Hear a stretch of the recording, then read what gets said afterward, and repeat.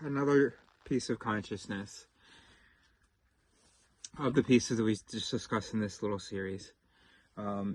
This particular one, what's this one called? NPCs, yeah. Another piece that distinguishes an NPC from a player character, quote unquote, shit, I'm out of storage, is the ability, so I defined it as being just the ability to have many different sort of responses to, or many responses to many kinds of different stimuli,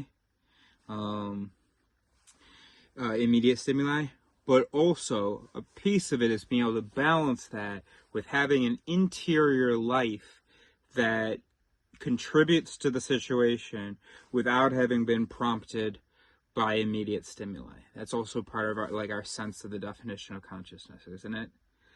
So it's this idea that someone who's not conscious, really awake, if you had an AI that was just sitting there and would just answer all of your questions like a human, intelligent, whatever, but that was it. It had no other drive, for instance, to get up and go outside.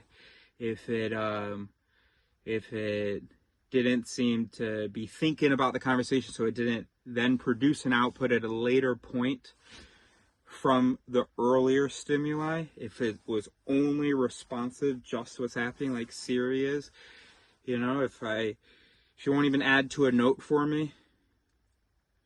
She can only create a new note. So, I think I got off track there. So to have activity in here that can't be just seen as a simple, oh, someone made this sign and they responded this way. And that also, though, should not be surprising because, yes, with the intricacies of the brain, there is activity going on in there. There are these memory systems, there is working memory, and there is just this constant referencing and consulting of different pieces. And so, yes, we appear awake and conscious because there's stuff in here coming out that wasn't triggered by immediate stimuli. It was still, though, triggered by stimuli, and determined by the arrangement of the interpretive mechanisms, arrangement and chemistry of the interpretive mechanisms. So there you go.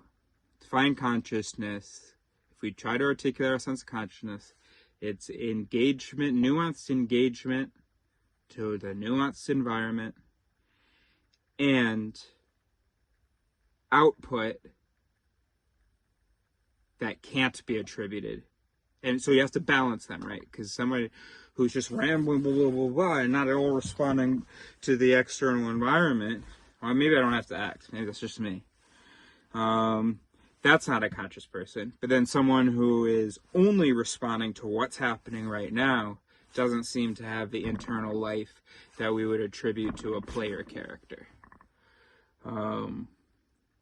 The impression, the illusion of first causes, right? Because since we're simple, since we don't see what the cause of the thing was, we imagine as being just having emanated from the soul of the person as this first cause.